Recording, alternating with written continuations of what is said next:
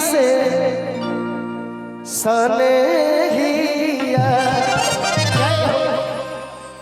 कि जल्दी जल्दी चले पवन सुत सूरज ना उगे तुहरी बाटिया। चले और मैं ये भी घोषणा कर देता हूँ कि ये भजन मैं अपने बड़े भाई श्री पवन सिंह जी के बचपन का गीत गा रहा हूँ, जिन्होंने बचपन में गीत गाया था अपने बचपन में कि जल्दी जल्दी हर जल्दी जल्दी चलाए पवन सूरज ना उगे तुहरी बाटिया।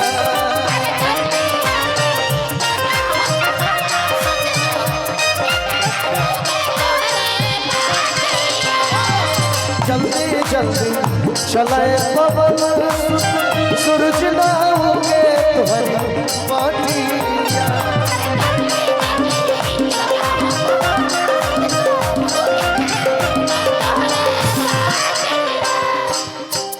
लाली जऊगी है किरनिया टूट जाई भाई से सनेहिया।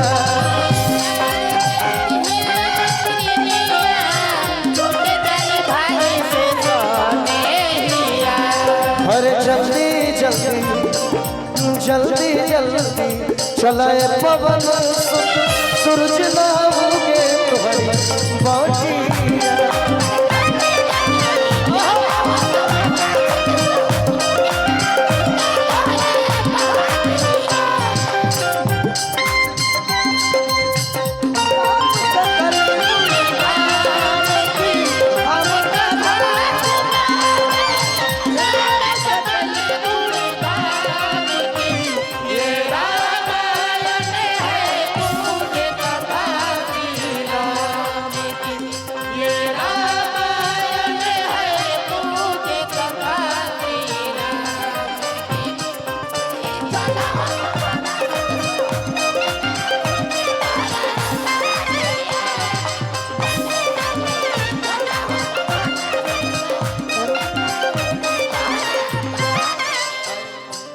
अगर भाई हमारे छो के हमके चल जाते तो अयोध्या नगरी में जाके मुंह का दिखाए कवन मुंह लेके नगरिया में जइबो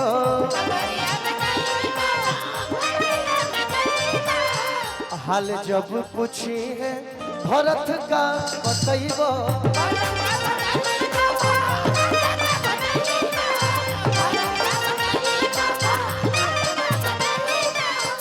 न जाने कहाँ विपत्तिया दूर तक खत्म नहीं होई थी हो रतिया। कहाँ छुपवले लक्ष्मण के कहाँ छोड़ी अइले चांद ज्योतिया।